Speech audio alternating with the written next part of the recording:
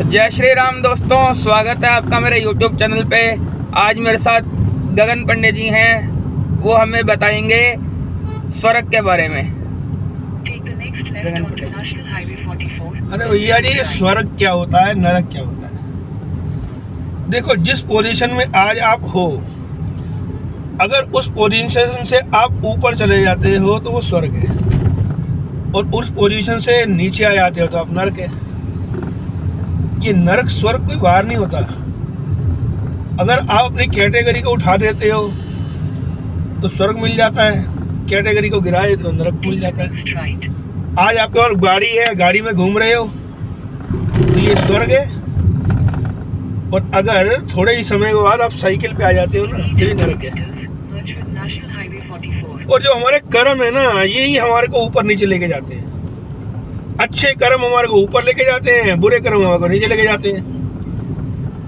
अब हम मनुष्य के शरीर में बैठे हुए हैं, अगर अगले जन्म के अंदर हमारे को कोई जानवर वाला शरीर मिल गया तो ये हमारे लिए नरक हो गया, और इस मनुष्य से भी अच्छा वाला शरीर मिल गया, कोई देवता का शरीर मिल गया तो स्वर्ग हो गया। इसलिए स्वर्ग नरक कोई बाहर नहीं है। कर्म प्रधान विश्व रचि राखा, जो जस करे तो तस फल चाखा। जैसे पंडित जी, जो जैसे करहि सो तस फल चाखा, कर्म प्रधान विश्व रचि राखा, इसके बारे में थोड़ा हमें बताइए, इसका क्या अर्थ है, ये कहाँ की चौपाई है? कर्म प्रधान है हमारे जीवन के अंदर। मनुष्य को कर्म करने का अधिकार है, और मनुष्य अच्छे कर्म करता है तो भगवान को पसंद आते हैं। हमारे को बनाने वाले जो परमात्मा हैं, उन्होंने हमारे को मनुष्य बनाया है, और मनुष्य बनाने के बाद हमारे को कर्म करने का अधिकार दिया है। भगवान कहते हैं कि तुम्हें अपनी बुद्धि का उपयोग करके अच्छे से अच्छे कर्म करो, और जितने अच्छे कर्म करोगे मैं उतना अच्छा तुम्हें फल दूंगा। तो भगवान ने हमारे को पूरा मौका दिया हुआ है इस वाले मनुष्य वाले जन्म में। मनुष्य वाले जन्म के अंदर भगवान हमारे जीवन में इंटरफेयर नहीं करते हैं। उन्होंने हमारे को बुद्धि दी है और कहा है कि इस बुद्धि का उपयोग करके अच्छे से अच्छे कर्म करके दिखाओ। तो पंडित जी, एक मेरे मन में संशय है, एक भजन में आता है कि कर्म किए जा फल की इच्छा मत कर रहे इंसान, जैसे कर्म करेगा वैसे फल देंगे भगवान। तो इसमें हम कर्म तो करने पर ध्यान दे सकते हैं, लेकिन फल की इच्छा ना रखें, ऐसा करना बड़ा मुश्किल लगता है। तो इसके लिए क्या किया जाए, इसके बारे में थोड़ा बताइए हमें। कृष्ण भगवान ने गीता में हमारी परेशानियों का हल किया है। उन्होंने कहा है कि कर्म किए जा फल की इच्छा मत कर, क्योंकि फल की इच्छा करने से हमारे को एक जीवन के अंदर आ जाता है कि हमें ये मिल जाना चाहिए, हमने जिस हिसाब से कर्म किया है। लेकिन वो परमात्मा डिसाइड करते हैं कि हमारे को उस कर्म के बदले में क्या देना है, और हम डिसाइड कर लेते हैं ज़्यादा। मान लो हमने कहीं पर पूजा करवाई, और पूजा करवाने के बाद हमारे मन में आ गया कि यहाँ पर तो हमारे को 11,000 रुपये मिलने चाहिए। अगर वहाँ पर 11,000 रुपये नहीं मिले तो इससे हमारे अंदर से परेशानी पैदा हो जाती है, जिससे हमें जिसका हम काम कर रहे थे उसके प्रति हमारे में द्वेष आ जाता है। तो इसलिए फल की इच्छा करने से परेशानी बढ़ जाती है। भगवान कहते हैं कर्म करो, फल की इच्छा मत करो, क्योंकि फल की इच्छा जो है वो परमात्मा ने पूरी करनी है, और परमात्मा ने अपने हिसाब से करनी है, व्यक्ति अपने हिसाब से करता है। कहीं पर अगर हमारे को अच्छे से अच्छा कर्म करने के बाद उसके बदले में उतना नहीं मिल रहा है तो ये हमें परमात्मा में छोड़ देना चाहिए। ये परमात्मा अपने आप कहीं ना कहीं और से हमारे को बढ़ा के दे देगा। कई बार आप देखने में आता है कि कई बार हम 100 रुपये की मेहनत करते हैं तो वहाँ पर हमें 10 रुपये मिलते हैं, लेकिन भाई कई बार ऐसा भी तो होता है कि हम 10 रुपये की मेहनत करते हो 1,000 रुपये मिल जाते हैं, ऐसा भी तो होता है ना। तो इसीलिए कहीं पर भी इच्छा करने से परेशानी पैदा हो जाती है, क्योंकि इच्छा जागते के साथ ही हमारे प्रति उस बंदे के लिए द्वेष हो जाता है जो हमारे को कम दे रहा है। इसलिए परमात्मा ने कहा है परेशान नहीं होना, क्योंकि गीता का असली मतलब तो यही है कि परेशान नहीं होना।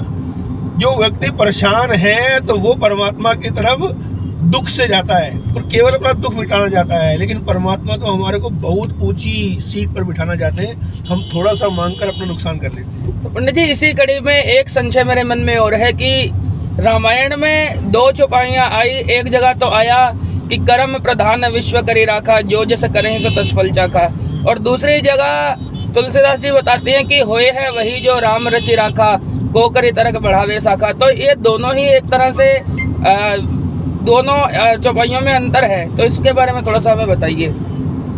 कर्म प्रधान विश्व रचि राखा, एक तो ये पूछा, और दूसरा है कि होए है वही जो राम रच रखा। अगर भगवान ने जो रच रखा है वही होना है, तो फिर कर्मों की क्या इसमें प्रधानता है? देखो अपना कर्म जो, और ये कह रहे हो ना, जो बाल वाली चौपाई की नंद क्या बोला था कि होए है वही जो राम रचि राखा, होई है वही जो राम रचि राखा। ये तो राम जी ने रच दिया है, जो कुछ भी है वो रच दिया है, लेकिन हम अपनी बुद्धि के बल पर उसको अच्छा भी कर सकते हैं और बुरा भी कर सकते हैं।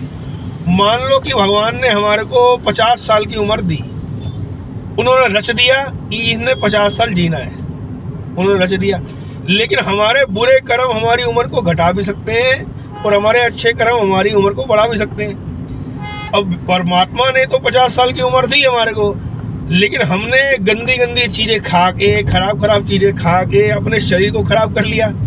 हमने उल्टी सीधी चीज़ें अपने इसकी गाड़ी अपने इंजन में डाली और हमारा इंजन खराब हो गया। कभी सोचो, हम एक गाड़ी लेते हैं तो गाड़ी के अंदर हम पेट्रोल ही तो डालते हैं, गाड़ी में मिट्टी का तेल तो नहीं डालते। और व्यक्ति आजकल इस वाली गाड़ी की तो इतनी परवाह करता है कि इसमें मिट्टी का तेल नहीं डालना, लेकिन अपने जो ये इंजन परमात्मा ने हमारे को ये शरीर रूपी इंजन दिया है, तो इसके अंदर क्या डालना है ये भी तो सोचने वाली बात है ना। हम सोचते ही नहीं है इसमें क्या डालना है, हम इसके अंदर उल्टे ये डाल देते हैं।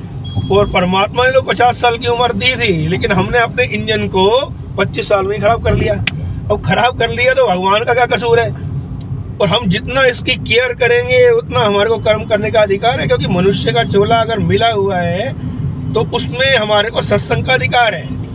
इसीलिए मनुष्य का चोला तो जितना मर्जी लंबा हो जाए, इसमें उम्र जितनी मर्जी बढ़ जाए, चाहे बुढ़ापा आ जाए, चाहे कुछ भी ना किया जाए, तब भी ये चोला बड़ा अच्छा है, क्योंकि और कुछ नहीं कर सकते हो तो परमात्मा का ध्यान तो कर सकते हो।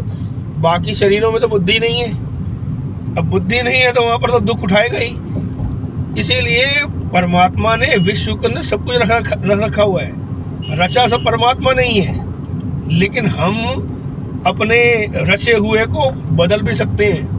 क्योंकि एक जगह पर रामायण के अंदर, ये रामचरितमानस के अंदर ये चौपाई आती है कि सुनो भरत भावी प्रबल, बिलख कहे मुनिनाथ, लाभ हानि जीवन मरण, यश अपयश विधि हाथ। इन्होंने बोला है कि सुनो भरत भावी प्रबल, भावी भरत बहुत प्रबल है।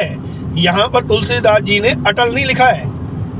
अगर वो कहते कि सुनो भरत भावी अटल, तो अटल तो बदली जा नहीं सकती है, लेकिन उन्होंने बोला प्रबल। प्रबल का मीन्स क्या है कि बदली जा सकती है।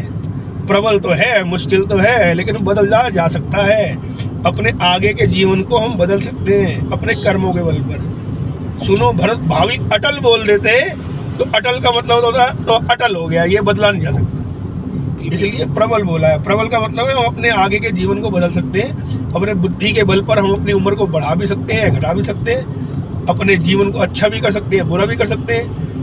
जो अपने मनुष्य चोले के अंदर बुद्धि का उपयोग करके अपने जीवन को खराब करने में तुला हुआ है, तो परमात्मा कहते हैं कि भैया अपनी बुद्धि के द्वारा सोचकर अपने आप ही जीवन बिताना है। बहुत बढ़िया पंडित जी, आपसे बात करके हमें बहुत अच्छा लगा, हमें बहुत ज्ञान की प्राप्ति हुई। अंत में एक भजन की एक पंक्ति के द्वारा विश्राम करेंगे कि रचा है सृष्टि को जिस प्रभु ने, वही ये सृष्टि चला रही है। रचा है सृष्टि को जिस प्रभु ने, वही ये सृष्टि चला रहे हैं। जो पेड़ बोए थे हमने पहले, जो